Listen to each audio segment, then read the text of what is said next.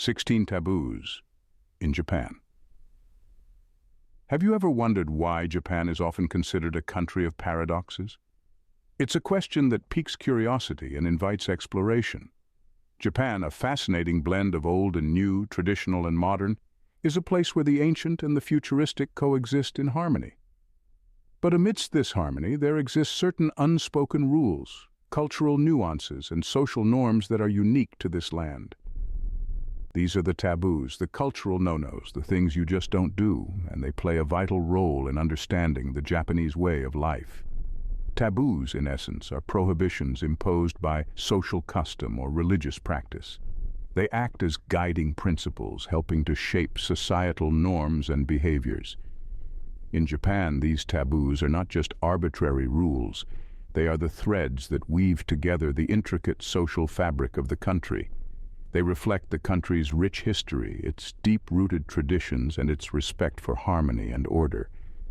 Understanding these taboos is crucial for anyone seeking to truly immerse themselves in Japanese culture. Whether you're a seasoned globetrotter or a curious bystander, learning about these cultural nuances can help you appreciate the depth and complexity of this fascinating country. It's not just about avoiding social faux pas. It's about gaining a richer, more nuanced understanding of Japan and its people. However, it's important to note that these taboos are not rigid laws, but rather guidelines, a kind of cultural compass that points the way towards respectful behavior. They are not meant to constrain or restrict, but to foster understanding and mutual respect. In a country where respect for others and the collective is highly valued, being aware of these taboos is a sign of respect and consideration for Japanese culture and its people. So, let's embark on this cultural journey together, exploring the intricate labyrinth of Japanese taboos. From the dinner table to the bustling streets of Tokyo, from the serene temples to the high-tech gaming arcades, we'll uncover the unwritten rules that govern life in Japan. Join us as we delve into some of the most intriguing taboos in the land of the rising sun. Imagine a world where tipping your waiter could be considered rude. Picturing it? Great, because that's exactly the case in Japan. The land of the rising sun has a unique approach to service, with the idea that exceptional hospitality should be the standard, not an extra. Handing a tip to your waiter might just be interpreted as a slight, implying the service rendered wasn't worth the initial charge. So, when in Japan, keep that extra yen in your wallet. Now, let's shift gears and talk about something we all do: blow our noses.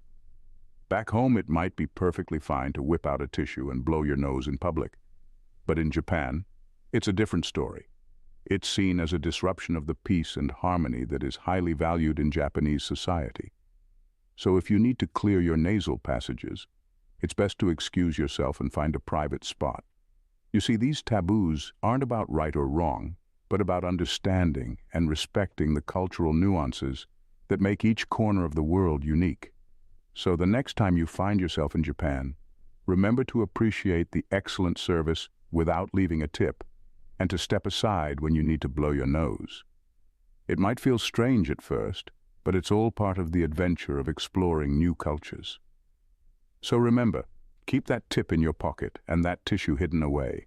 What could be wrong with a casual stroll while enjoying a snack, you might ask? Well, in Japan, it's considered a bit of a faux pas. In Japan, the act of eating is viewed as an activity that deserves your full attention. So if you're wandering around with a sandwich in your hand, you might raise a few eyebrows.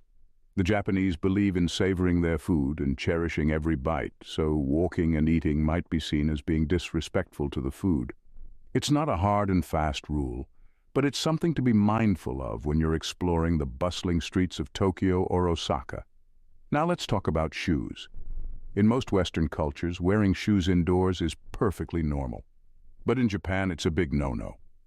The reason behind this is pretty straightforward: cleanliness. Japanese homes typically have a small entrance area known as a genkan, where everyone removes their shoes before stepping onto the main floor. This practice is deeply ingrained in Japanese culture and is even observed in some restaurants and traditional inns. So when in Japan, do as the Japanese do. Kick off your shoes and embrace the comfort of socked feet. In Japan, these practices aren't just about following rules. They're about respect, respect for food, respect for cleanliness, and ultimately, respect for each other. In Japan, it seems mindful eating and keeping the indoors clean are more than just good manners. Can a number or a pair of chopsticks bring about bad luck or disrespect? You might be surprised, but in Japan, they certainly can. Let's start with the number 4. In Japanese culture, it's considered unlucky because it sounds like the word for death. This superstition is so deeply ingrained that you'll often find buildings without a 4th floor, much like some Western buildings skip the 13th. So if you're ever gifting anything in Japan, avoid sets of 4. It's considered inauspicious and could be perceived as a bad omen. Now, moving on to chopsticks. These are more than just utensils in Japan. They carry a lot of cultural significance. Some major don'ts include standing your chopsticks upright in a bowl of rice. This is a ritual performed at funerals and can be seen as a sign of disrespect. Similarly, passing food directly from chopstick to chopstick is a big no-no. This is another practice associated with funerary rites where the bones of the deceased are transferred in this manner. Curious, isn't it, how something as simple as a number or a pair of chopsticks can hold such deep cultural meanings. But that's the beauty of exploring different cultures, understanding their unique customs and traditions, and respecting them. So remember, when in Japan, it's best to avoid the number 4 and treat chopsticks with respect. Are tattoos a sign of rebellion, and is making eye contact considered rude? Now, let's assess these two intriguing aspects of Japanese culture. Tattoos have been a part of human history for thousands of years, and Japan is no exception. However, in the land of the rising sun, tattoos carry a different connotation. Traditionally, they were associated with the Yakuza, Japan's organized crime syndicate, leading to a societal stigma. This perception has softened over the years, but remnants of the past persist. Many public baths and hot springs, known as onsen, still prohibit entry to individuals with visible tattoos. It's not a personal judgment, but a cultural norm deeply rooted in history. Shifting gears to eye contact, it's a universal form of nonverbal communication, but in Japan, it's a delicate dance. Direct, prolonged eye contact can be perceived as confrontational or disrespectful. In Japanese society, respect is paramount, and maintaining harmony is a core value. Instead of a direct gaze, a soft focus that respects personal boundaries is preferred. It's not about avoiding eye contact completely, but about knowing when and how to use it. In essence, both these taboos, tattoos, and direct eye contact reflect the intricate layers of Japanese society. They echo the delicate balance between personal expression and societal harmony that defines Japan. So, before you flaunt that new ink or lock eyes with someone, remember, in Japan, tattoos and direct eye contact can send unintended and potentially offensive messages. Can pouring your own drink or writing a name in red ink stir up trouble? It may sound peculiar, but in Japan, these seemingly simple actions carry a lot of weight. Pouring your own drink is considered less of a social faux pas and more a missed opportunity for bonding. In Japanese culture, camaraderie is displayed through acts of service. So when you're out with friends or colleagues, you'll notice that someone will take the initiative to fill everyone's glasses. It's a small gesture, but it speaks volumes about the importance of group harmony and mutual respect. So next time you find yourself reaching for the sake bottle, pause and give someone else the chance to pour for you. On the other hand, the matter of red ink is steeped in superstition. In Japan, writing a person's name in red ink is a big no-no. Traditionally, red ink was used to write the names of the deceased in family registers. Hence, writing a living person's name in this color could be construed as a bad omen, or worse, a death wish. So if you ever have to jot down a Japanese friend's name, stick to blue or black ink. In Japan, being mindful of these small details can make a huge difference. It's these seemingly trivial customs that give us a glimpse into the fascinating intricacies of Japanese culture. Could crossing your fingers or whistling at night invite unwanted attention? Let's dive right into the intriguing world of Japanese taboos that revolve around these seemingly harmless actions. First, let's talk about crossing your fingers. Believe it or not, this universal symbol of goodwill and luck doesn't translate the same way in Japan. Here, Crossing your fingers is viewed as a gesture of dishonesty, akin to telling a lie. This belief stems from the notion that the crossed fingers resemble a pair of snake tongues, which is associated with deceit in Japanese folklore. So next time you're in Japan, remember, keep those fingers straight when you're wishing for good luck. Now, on to whistling at night. In many parts of the world, whistling is just a joyful expression of a carefree spirit, but not in Japan when the sun goes down. Whistling at night is considered taboo due to superstitions dating back to ancient times. The Japanese believe that whistling after dark can attract snakes, or even worse, invite malicious spirits into your home. It's a belief deeply rooted in Shinto religion and folklore. So if you're a night owl with a penchant for whistling tunes, you might want to save it for the daylight. In Japan, it's best to keep your fingers straight and save your whistling for the daylight. A little understanding of these cultural nuances can go a long way in ensuring a more harmonious journey in this land of the rising sun. Is pointing considered rude, and is being late unforgivable? The answer to both is a resounding yes. In Japan, pointing at someone or something is seen as disrespectful. Instead of using a finger to point, Japanese people often use an open hand to subtly indicate direction. This is not only considered more polite, but it also lessens the risk of accidentally offending someone. This might seem a bit complex to those not used to it, but it's a part of the cultural fabric that makes Japan unique. Now let's talk about time. Punctuality is highly valued in Japan. Being late is seen as a sign of disrespect, as it suggests a lack of consideration for other people's time. Whether it's a business meeting or a casual lunch date, arriving on time or even a few minutes early is the norm. The trains in Japan are a perfect example of this.